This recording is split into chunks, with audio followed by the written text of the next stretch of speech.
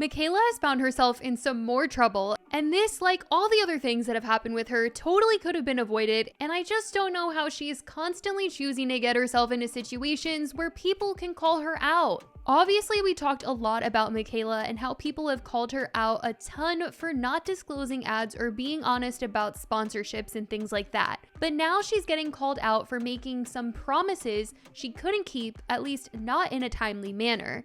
And it turned into a whole big drama that isn't making her look too good right now. So what's going on is that this small business owner, Matthew, made a video talking about how Mikayla made all these promises to him last year that she would review his brand, leading him to believe that he needed to spend money to get all this stock ready. And then she kept putting it off, and as of me recording this, she still hasn't made a video reviewing his product. She's claiming that she's going to, but given that she's promised him this a number of times before, I'd be surprised if she did. Basically, Matthew created a custom self-tanner product that is tailored to your skin tone, hair color, and eye color. He said he made a video last October asking Mikayla for her help to promote his brand because he says that a multi-million-dollar company saw that he had gone viral with his custom concept and had ripped off his idea by putting a quiz on their website asking for customers to input their hair color and eye color and skin tone, and they would suggest the right product for them. He says that this company then went after all the influencers who had promoted his products and gone viral and asked them to review theirs next. And in some pretty interesting timing, 4 days after asking Mikayla for some help, she ended up reviewing the competitor brand, which he did not think was a coincidence. I tried to convince myself that it was a coincidence, but there were a few girls who went viral from reviewing my product that were genuine, authentic reviews. And this multi-million-dollar brand went after them,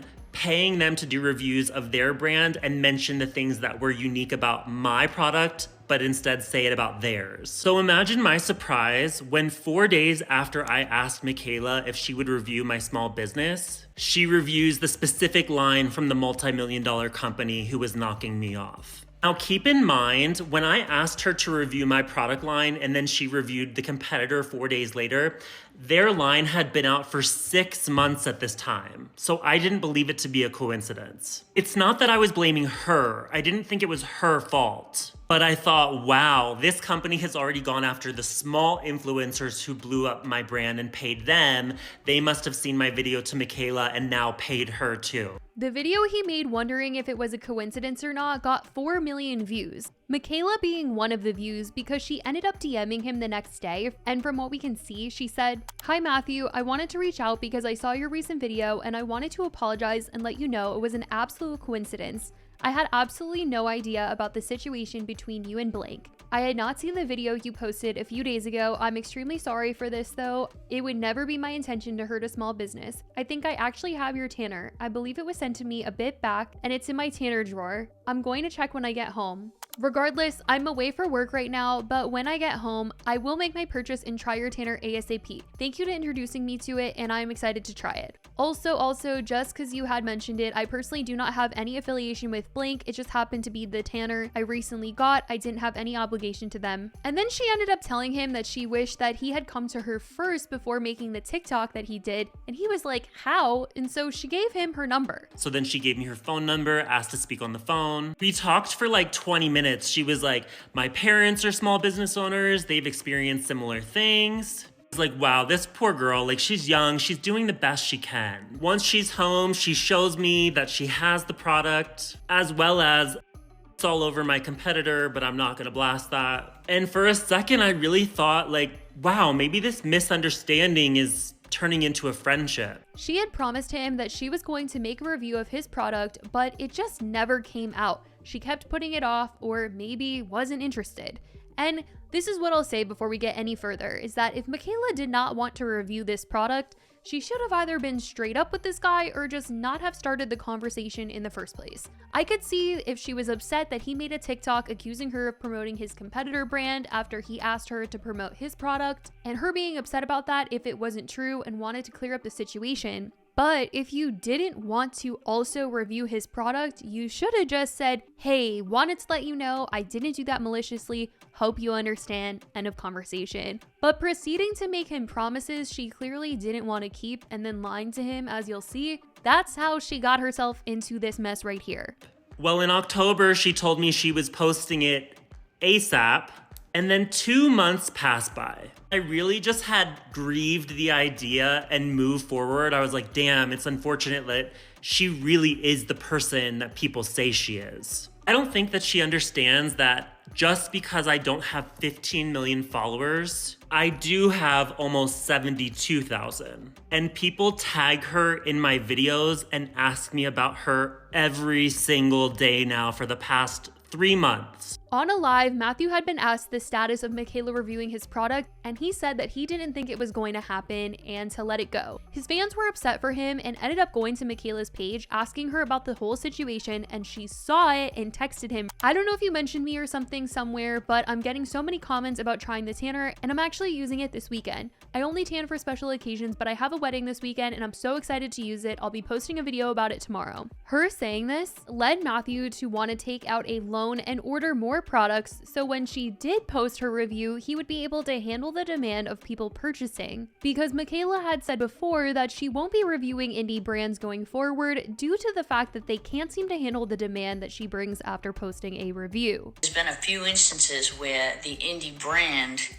cannot handle the capacity to fulfill all of those orders. Matthew said that he had watched Mikayla for a while now, so he remembered her saying this, and it played a really big part in him wanting to get this loan. And the last thing that I wanted to do was embarrass myself, my business, or her. And Shopify had kept offering me a $10,000 loan. So when she told me, I'm reviewing this tomorrow, I was like, let me take that loan. The money gets deposited within like 24 hours, and I spent all $10,000 on product. I honestly felt like that day was Christmas. I was so excited. I kept refreshing my TikTok feed. And when she finally posted, she clearly had a tan on, but it was hideous. Yeah, you guys, you knew where this was going. It was not good. Basically, she did post a video with a tan, but it wasn't a review and she wasn't even using his product.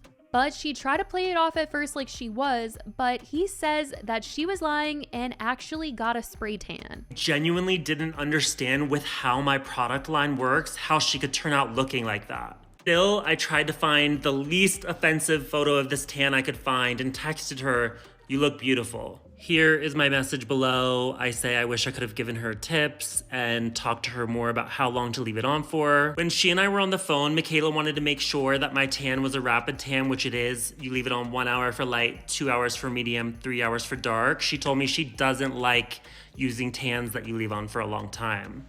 But she told me she left on mine for 12 hours, so I'm like, is that why it turned out so bad? Called my mom so upset. I'm like, Mom, when she posts this video, no one is gonna wanna buy my self-tanner. Like, how did it turn out this way? And then my mom said, Matt, with all the orders you've had, has anybody ever told you they look orange? Have you ever seen a photo of someone who looks orange after using Illusion Bronze? And I was like, no. And then I went back and I looked at her full body and I realized she got a spray tan. Not only did she lie when she said she was posting a review the next day, but she lied to me pretending she even used it at all. Like, why not just say I didn't get a chance to use it? Why are you saying I slept in it and I love it? Matthew was left wondering why she didn't end up following through on her word and ended up messaging her, letting her know that he did spend the money because he thought she was posting the review and thought that she would make it right if he just let her know the situation, and texted her saying, "So I don't want to sound like a pest or pile on when you're not feeling great. I was never planning on following up about a review at all because like I said, you don't owe me anything, but when you texted me 3 weeks ago saying you were doing it the next day, I placed a 10K order with my lab, bigger than I've ever done before, because I wanted to be prepared. So that's made me a little stressed. I'm super sensitive and understanding when it comes to your mental health. That should be your #1 priority always. But if you do manage to muster up their energy for a New Year's Eve tan or sometime soon, I'd be super, super grateful." She said, "OMG, well the good news is you'll have the stock when the video is posted. I didn't have time to do the review that day, so I decided to just try it and see what I thought, and then my next tan, I'd film the review when I had more time. I didn't want to rush it and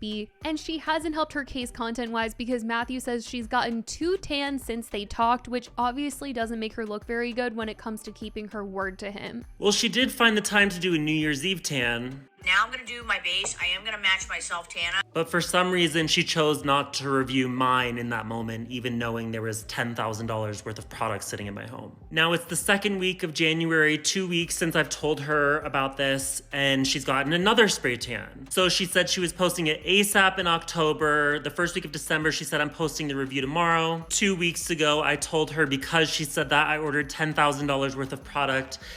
And she's had 2 tans since then, and not once did it cross her mind, hey, I really should post that review. This guy has all this product sitting in his house because of what I said to him. She doesn't care about me, my mental health, my finances, my stress, but she expects everyone else to care about her mental health. You're not the only one, babe. You're not the only one.